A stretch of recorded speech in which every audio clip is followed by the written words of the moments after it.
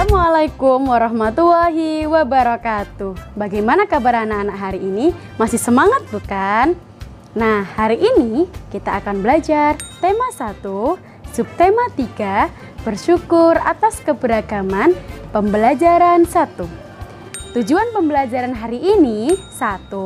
Siswa dapat mengetahui keberagaman makanan khas Indonesia. 2. Siswa dapat menentukan gagasan pokok dan gagasan pendukung.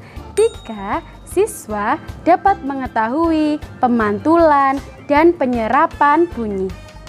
Indonesia kaya akan keberagaman budaya. Salah satu keberagaman budaya di Indonesia adalah makanan khas daerah atau makanan tradisional.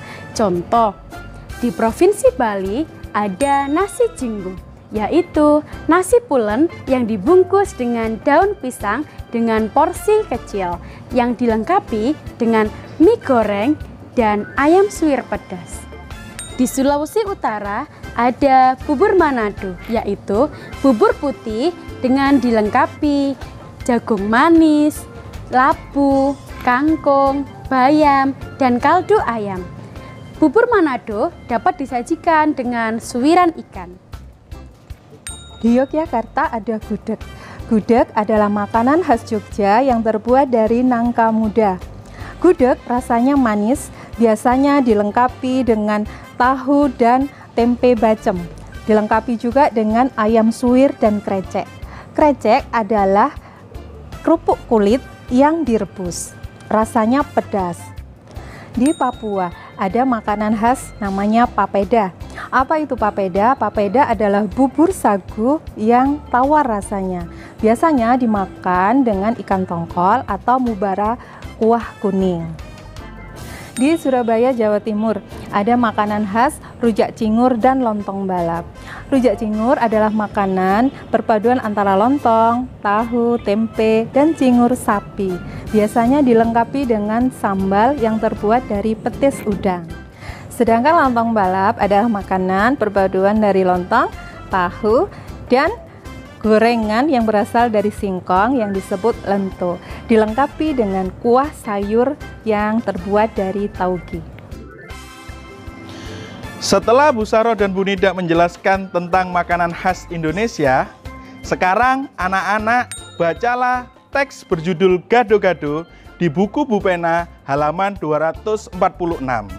Setelah itu, tulislah gagasan pokok dan gagasan pendukung juga di buku Bu Pena halaman 52.